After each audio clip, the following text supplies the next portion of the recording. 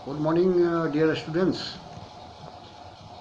हम लोग पिछले क्लास में लोकतांत्रिक समाजवाद की अर्थ, उसकी परिभाषाएं और विद्वानों के द्वारा उसके लक्षणों पर विचार किया। आज हम लोग उसी बात को आगे की ओर बढ़ाएंगे जिससे आपका फुल आंसर कंप्लीट होगा।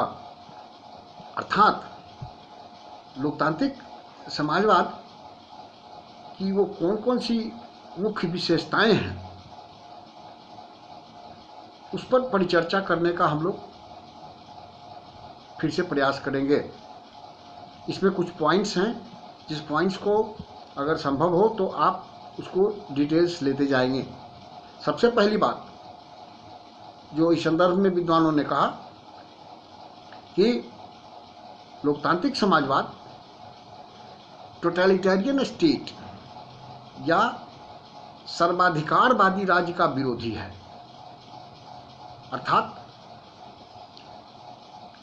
जो लोकतांत्रिक समाजवादी हैं वे एक दलीय शासन व्यवस्था या फासिस्टवादी विचारधारा या अधिनायकतंत्रीय व्यवस्था जैसे राज्यों में विश्वास नहीं करते हैं। वे ऐसे किसी शासन तंत्र का विरोध करते हैं जो किसी एक व्यक्ति के हाथ में सत्ता केंद्रित हो। इस तरह उन्होंने सर्वाधिकारवादी राज्यों का अपना पूर्ण विरोध रखा, अर्थात उन्होंने इसका विरोध किया और लोक कल्याणकारी राज्य या लोकतांत्रिक राज्य के गठन पर बल दिया। इसकी पहली विशेषता है। इसकी दूसरी विशेषता के विषय में विद्वानों ने कहा कि लोकतांत्रिक समाजवाद पूंजीवादी व्यवस्था का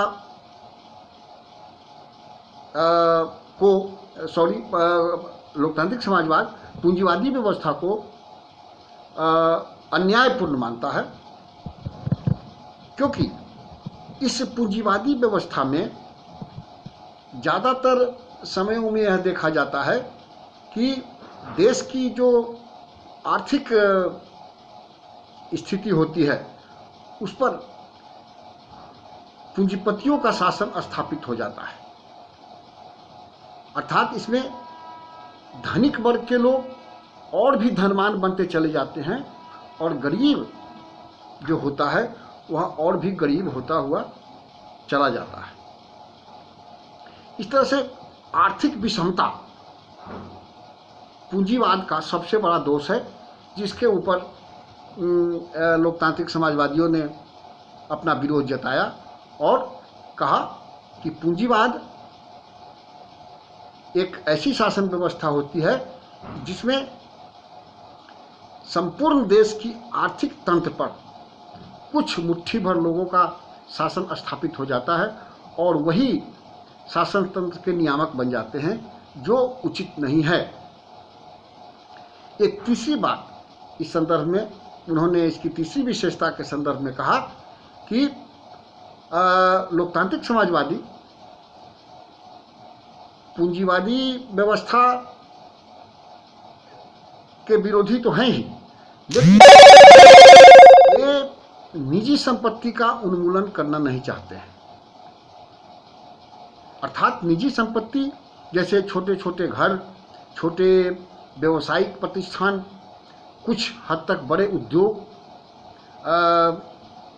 रह सकते हैं, लेकिन जो फंक्शनलेस जो प्रॉपर्टी है उसको वो समाप्त करने की बात करते हैं। जो क्रियाहीन संपत्ति की बात, जो पूंजी है, उसको वो समाप्त करने के पक्ष में है, जिससे देश का समग्र विकास हो सके। इसीलिए उन्होंने निजी संपत्ति का विरोध नहीं किया, लेकिन उसके दुर्गुणों को समाप्त कर पूरे देश और समाज के उत्थान के लिए इसे आवश्यक कारक के रूप में देखा।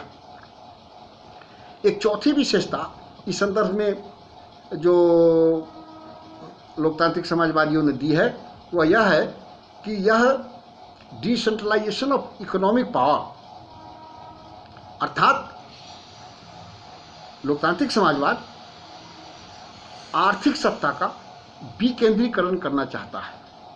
जो इकोनॉमिक पावर है उसको ज़्यादा से ज़्यादा विकेंद्रीकृत कर देना चाहता है, जिससे समग्र रूप से समाज और देश का विकास हो सके। जैसे कोयला, लोहा, इस्पात, सीमेंट, विद्युत, यातायात, जल एवं थल, पेट्रोलियम, ऐसे जो क्षेत्र हैं उन क्षेत्रों को सार्वजनिक क्षेत्र बनाने की वकालत करता है और उन क्षेत्रों में आम जनता को जो उस योग्य हैं उनको योग्यता के अनुसार काम देने की भी वकालत करता है। इसीलिए आर्थिक सत्ता का विकेंद्रीकरण राष्ट्र की उन्नति के लिए आवश्यक उन्होंने माना।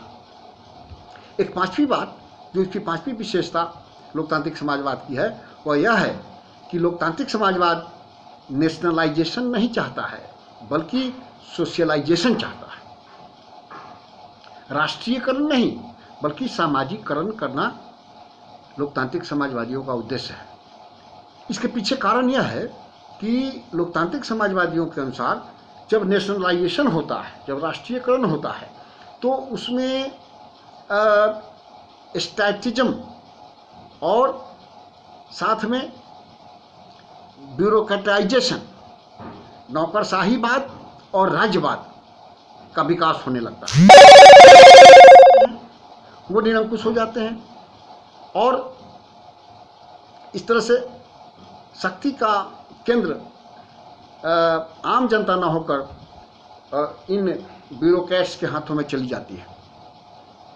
इसीलिए उसने सोशलाइजेशन की बात की, एक ऐसे सामाजिकरण की बात की जिसमें समग्र रूप से तमाम लोग संस्कारों से युक्त होकर अपने जीवन को यापन कर सकें। एक अन्य विशेषता लोकतांत्रिक समाजवादियों ने जो दिया, उनकी दृष्टि में प्रत्येक उद्योग एक सेवा है, अर्थात हर एक व्यक्ति जो योग्य है वो कहीं ना कहीं कार्य करता है, किसी भी उद्योग में, छोटे या बड़े उद्योग में काम करता है, वहाँ उसे रोजगार मिलता है और उस रोजगार के माध्यम से वह अपने और अपने परिवार के जीवन यापन को नियंत्रित और संचालित करता है। तो यहाँ इन लोकतांत्रिक समाजवादियों ने कहा कि चूंकि प्रत्येक उद्योग को एक सेवा के रूप में लिया जाना चाहिए और अगर इस भावना से होकर काम किया जाए, ईमानदारी से उस सेक्टर में काम किया जाए, तो निश्चित रूप से न केवल उस उद्योग का बल्कि व्यक्ति का भी उसी रूप में विकास होगा। इसकी जो सातवीं जो विशेषता है उसके संदर्भ में उन्होंने कहा, लोकतांत्रिक समाजवादियों ने, कि डेमोक्रेसी इन इंडस्ट्रीज, अर्थात लोकतंत्र में समाजवाद, डेमोक्रेसी इन इंडस्ट्रीज मतलब उद्योगों में समाजवाद या लोकतंत्र लाना। जो उद्योग हैं, जो इंडस्ट्री हैं, उसमें जो काम करने वाले जो मालिक हैं और जो श्रमिक हैं और जो शासक वर्ग के लोग हैं, इन सारे लोगों को उसमें सहभागिता उनकी होनी चाहिए। डेमोक्रेसी इन इंडस्ट्रीज का मतलब यही है।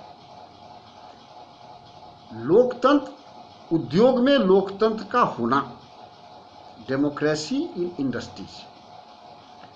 लोकतंत्र तभी होगा जब जो मालिक है और जो काम करने वाला मजदूर है और जो सरकार है, जो शासन है, वो सब के सब इसमें सम्मिलित रूप से रहें और साथ में उसमें अपना अपना योगदान देते रहें, जिससे डेवलपमेंट होगा, जिससे हर लोगों की इच्छा का परिपूर्ति संभव हो सकेगा। पुनः लोकतांत्रिक समाजवादियों ने एक अन्य विशेषता के संदर्भ में हमें यह बताया कि लोकतांत्रिक समाजवादी स्वतंत्रता और समानता में अटूट विश्वास करते थे। लिबर्टी और इक्वलिटी में उनकी पूर्ण आस्था थी। वे चाहते थे कि संसद का गठन हो, लेकिन संसद का गठन आम जनता की सहमति से हो, निर्वाचन के माध्यम से संसद का गठन हो, जिसमें सरकार जो भी निर्णय ले वह बहुमत के आधार पर निर्णय ले, और जिसमें विपक्षी लोगों की भूमिका भी उसी रूप में, उसी अनुपात में हो, और विपक्षियों का भी वैल्यू उसी रूप में दिया जाए, क्योंकि वो भी जनप्रतिनिधि हैं और भले ही वो सत्ता पक्ष में नहीं है, लेकिन विपक्षी पार्टी के रूप में उनकी बातों को भी सुना जाना चाहिए, उनकी बातों को भी वैल्यू मिलना चाहिए। इस तरह से उन्होंने सारे वर्ग के लोगों का, समाज में रहने वाले जो भी लोग हैं, उनकी स्वतंत्रता और उनकी समानता पर अपना पूर्ण समर्थन दिया। एक अन्य विशेषता जो 9वीं इसकी विशेषता है वह यह है कि अर्थव्यवस्था पर लोकतांत्रिक नियंत्रण चाहते हैं। Democratic control over economy, democratic control over economy, अर्थतंत्र पर या अर्थव्यवस्था पर लोकतांत्रिक नियंत्रण। इसका अर्थ यह है कि जो भी इकोनॉमिक सिस्टम है देश का, उस पर जो आम जनता के जो प्रतिनिधि हैं, जो जनप्रतिनिधि हैं, जो चुन के प्रत्यक्ष मतदान के द्वारा जनता ने चुन के जिनको भेजा है, उनके द्वारा आर्थिक सत्ता पर नियंत्रण रहे, और वही सारे रूल्स मेकिंग का काम करें, इकोनॉमिक पॉलिसीज मेकिंग का काम करें, और जिसमें संसद सर्वोच्च हो। अर्थात उनके कहने का अर्थ यह था कि संसद के सदस्यों के द्वारा लिए गए निर्णय ही वास्तविकता के धरातल पर देखने को मिले, तभी अर्थव्यवस्था को लोकतांत्रिक कहा जा सकता है। एक अन्य विशेषता लोकतांत्रिक समाजवादियों ने जो कहा कि उन्होंने इकोनॉमिक सिक्योरिटी की बात की। इकोनॉमिक सिक्योरिटी, आर्थिक सुरक्षा। आर्थिक सुरक्षा से उनका तात्पर्य यह था कि जो काम करने वाले जो लोग हैं, जो आम जनता है, उनकी आर्थिक सुरक्षा तभी होगी जब उनको, समाज में रहने वाले लोगों की बेरोजगारी खत्म की जाए, उनको काम दिया जाए, और इसके लिए पहले प्लानिंग बनाया जाए। प्लानिंग बनाकर विभिन्न उद्योगों में, विभिन्न सेवाओं में, विभिन्न संगठनों में उनको काम दिया जाए, और जीवन पर्यंत जब वो काम करते रहें, काम करने के बाद उनको आय के आधार पर उनको पेंशन आदि की व्यवस्था की जाए, वृद्धा पेंशन की व्यवस्था की जाए, और उनके जीवन बीमा की भी व्यवस्था की जाए, और साथ ही साथ समाज में जितने भी वर्ग के लोग हैं, उन तमाम वर्गों को उनकी योग्यता और क्षमता के आधार पर काम निश्चित रूप से उनको दिया जाए, तभी लोग सुरक्षित अपने आप को महसूस कर सकेंगे और देश का कल्याण और देश का भला हो सकेगा। एक अन्य विशेषता जिसके विषय में विद्वानों ने कहा कि ये लोकतांत्रिक समाजवादी समस्त धर्म के लोगों का सम्मान करते थे। अर्थात उन्होंने धर्म का विरोध नहीं किया, हर धर्म के लोगों को यह आज़ादी दी कि वे अपनी स्वेच्छानुसार, अपनी इच्छानुसार किसी भी धर्म में विश्वास कर सकते हैं, किसी भी धर्म को मान सकते हैं, चाहे वो इस्लाम धर्म हो, बौद्ध धर्म हो, जैन हो, हिंदू हो, सिख हो, ईसाई हो, सारे लोगों को अपने अपने धर्म और मजहब को मानने की छूट इन लोकतांत्रिक समाजवादियों ने दी। एक अन्य विशेषता जो अत्यंत महत्वपूर्ण प्रतीत होती है वह यह है कि वे वेलफेयर स्टेट या लोक कल्याणकारी राज्य की स्थापना करना चाहते थे।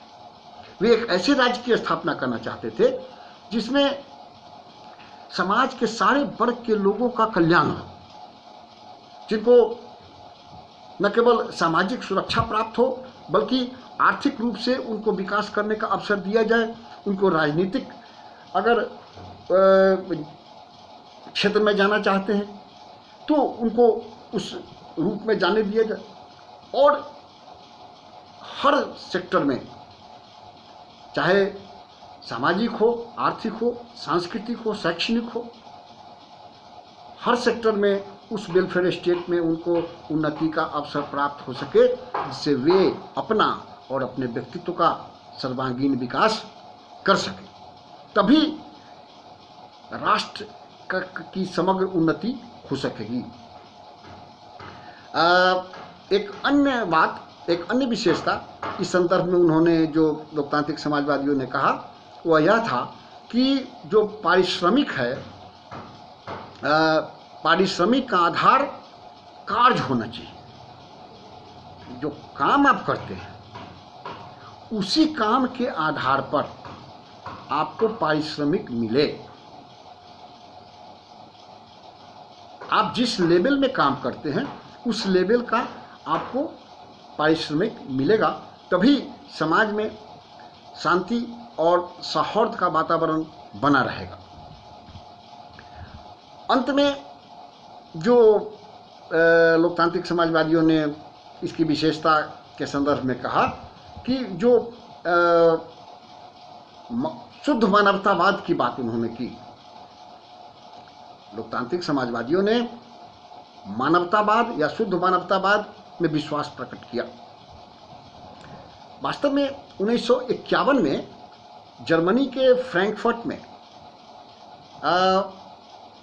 द फर्स्ट सोशलिस्ट इंटरनेशनल सम्मेलन हुआ था, प्रथम सम्मेलन हुआ था फ्रैंकफर्ट में। उसमें मानवतावाद के संदर्भ में यह कहा गया था कि सामाजिक न्याय को बढ़ाया जाए, कल्याणकारी जीवन दर्शन लोगों को प्राप्त हो, स्वतंत्रता और समानता उन्हें दी जाए समाज के लोगों को, और विश्व में शांति एवं अहिंसक वातावरण बनाया जाए। इन बातों के अतिरिक्त उसी फ्रैंकफर्ट में स्पष्ट रूप से कहा गया कि साम्यवाद को उन्होंने नवीन साम्राज्यवाद की उपाधि दी, और साथ ही साथ लोकतंत्र के माध्यम से वे पूरे विश्व में समाजवादी व्यवस्था को लाना चाहते थे। अर्थात समाजवाद आए लेकिन लोकतांत्रिक पद्धति के आधार पर आए। मजदूरों में बंधुत्व की भावना को विकसित करना उस सम्मेलन का अगला उद्देश्य था, और साथ ही साथ उन्होंने